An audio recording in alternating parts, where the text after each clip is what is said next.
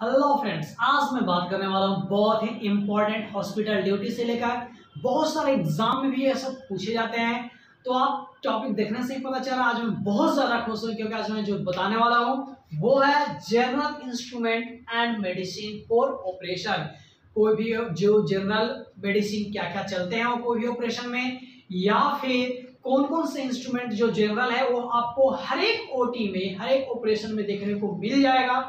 तो चलिए आज इसी के बारे में बात करूंगा, एक इसके यूजेज आपको फोटो से लेकर सभी दिखाऊंगा। आपको कोई भी समझने में कोई दिक्कत नहीं होगी, एक बार में याद होने की गारंटी देता हूं। तो प्लीज फ्रेंड, आप हमें ज्यादा से ज्यादा सपोर्ट करें और हमारे चैनल को सब्सक्राइब करें, क्योंकि बहुत ही ज्यादा खोजकर मैं यहाँ पे आपके लिए टॉपिक लाता हूँ जो आपके लिए इंपॉर्टेंट है। तो चलिए फ्रेंड्स, बिना देरी के हुए स्टार्ट करते हैं।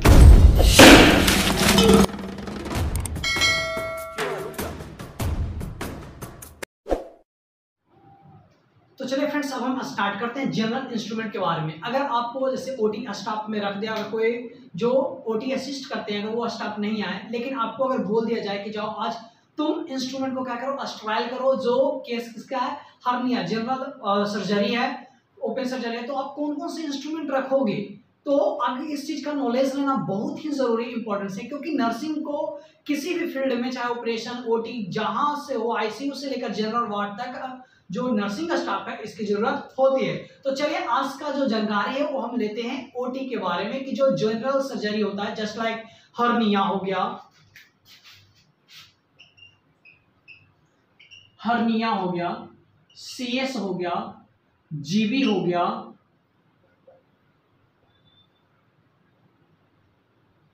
तो ये सब का अगर ओटी होना, या फिर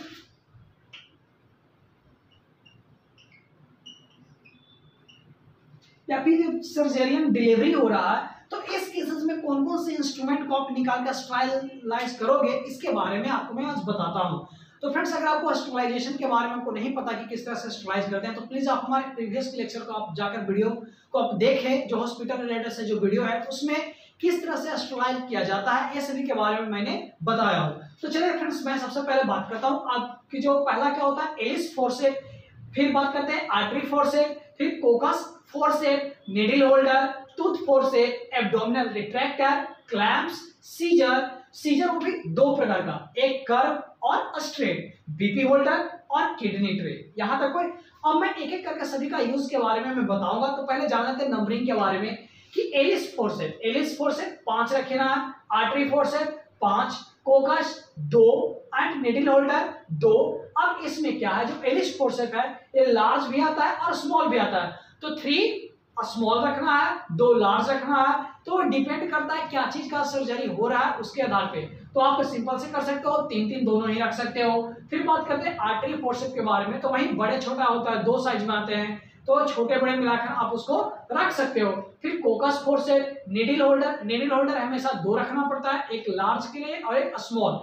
तो 2 की जगह आप 4 भी रख, 2 से 4, जो आपको लगे, 2 छोटा और 2 बड़े आप इसमें रख सकते हो।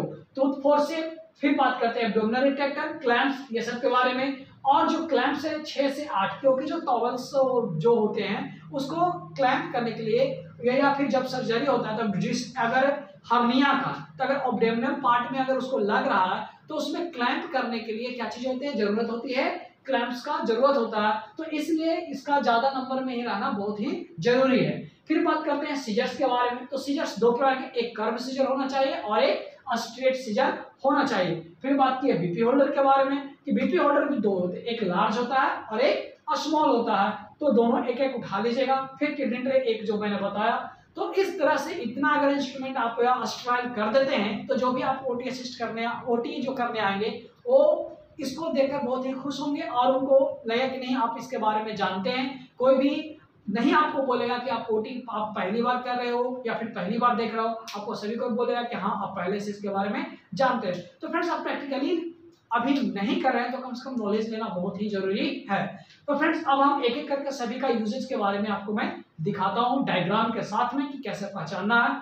तो प्लीज फ्रेंड्स, आप हमारे चैनल में अगर आप न्यू हैं तो हमारे चैनल को सब्सक्राइब करें और इसे ज्यादा से ज्यादा शेयर करें। चलिए अब देखते हैं कि करके इंस्ट्रूमेंट के बारे में। तो ये सबसे पहला जो देख रहे हैं वो है एलिस फोर्सेप। एलिस फोर्सेप क्या करता है, कोई भी सर्जिकल ये यूज करते हैं कोई भी चीज़ को पकड़ने के लिए, जैसे हैवी टिश्यूज हो गया उसको पकड़ने के लिए। इसके आगे में क्या होता है, एक शार्प टिथ की तरह रहता है जो होल्ड करने में हेल्प करता है। जैसे कि आप यहाँ पे देख सकते हैं एलिस फोर्सेप को, तो देखिए आगे में क्या टिथ बना हुआ है जिससे क्या कहते हैं कोई भी टिश्यू को पकड़ते हैं। अब हम बात करते हैं आर्टरी फोर्सेप के बारे में कि आर्टरी फोर्सेप का क्या काम है।